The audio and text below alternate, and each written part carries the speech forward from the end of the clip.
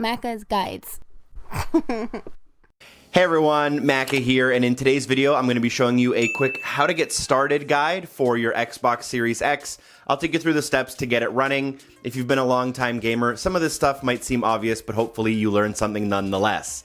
To get started, you'll obviously need a display like a TV or a monitor, and you'll need the contents of your box, including the console, the power cable, and the HDMI cable, as well as a controller. Additionally, the way Xbox has set this up, it may be easier for you to also use a cell phone, but that is optional. So the first thing we'll focus on are the cable connections at the back of the console. The first thing I'm going to plug in here is the AC power adapter. Then we're going to go for the HDMI out port, and these are technically the only two cables you need. While you're back here, I would recommend going for a wired Ethernet connection for your internet to ensure faster downloads and more reliable connection while gaming. You can also insert your optional storage expansion card, and feel free to plug in any USB accessories like an external hard drive or a charger. Obviously, the other side of the AC power adapter will need to be plugged into a wall, and the other side of the HDMI cable will need to be plugged into your display. At this point, you're ready to fire up the console by pressing the power button on the face. You can also press the power button on the controller and then press the sync button at the top of the controller until the light starts blinking faster. Press the sync button on the face of the console until the lights turn solid to signify that they are connected. At this point, the Xbox logo will show on your display, and you'll be prompted to use the Android or iOS app for installation. You don't have to use the app, but it is the superior experience. It's faster and easier, and the way Xbox wants you to do it. If it's your first time using the app, you'll need to either sign in or create a new gamer tag. When you open the app, in the top right corner, you should notice a console icon, and here you'll want to press set up a new console. At this point, you are ready to enter the code that is showing up on your display. Once the code is complete, your phone should prompt you to join the Xbox's Wi-Fi network to connect the phone to the Xbox. Now, once they are connected, you'll be using your phone for a majority of the next steps. You'll need to first select your language as well as your locale, and then after that, you'll be asked to join a Wi-Fi network if you don't have a hardwired connection. Once this step is complete, your Xbox will be connected to your Wi-Fi network or hardwired connection, and you will check for an update, which will probably be necessary.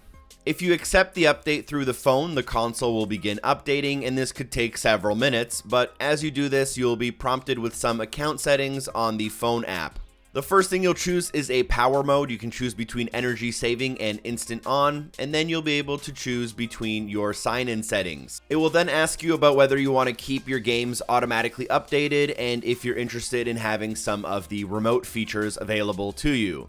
Then you'll be able to sign into an Xbox Live profile. You'll be then asked if you want to share some of your information with Xbox to make it a better experience.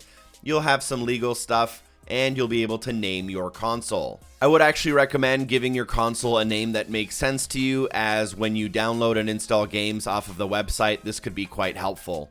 You can also choose whether or not you want to be emailed in the future, and then you should be all done on the phone side. After a little bit of time passes, your Xbox update should also be done. Don't worry if the console turns on and off during these steps, but once it's done, it'll check for your settings to verify that everything from the phone went through, and then it'll ask you to connect your controller back.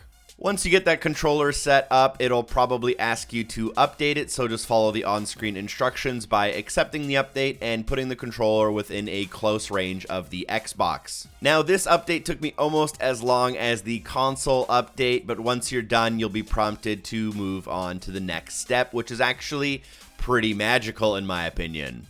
During this phase of the installation, it will scan your previously used gamertag for any settings that you had applied to your previous console, and you'll be able to apply those settings straight back onto your Series X. You can skip this if you'd like to start fresh though. The installation will then prompt you to find the best settings for your display, so I'd recommend just making sure everything works as it's supposed to, and it should load straight into your dashboard from here.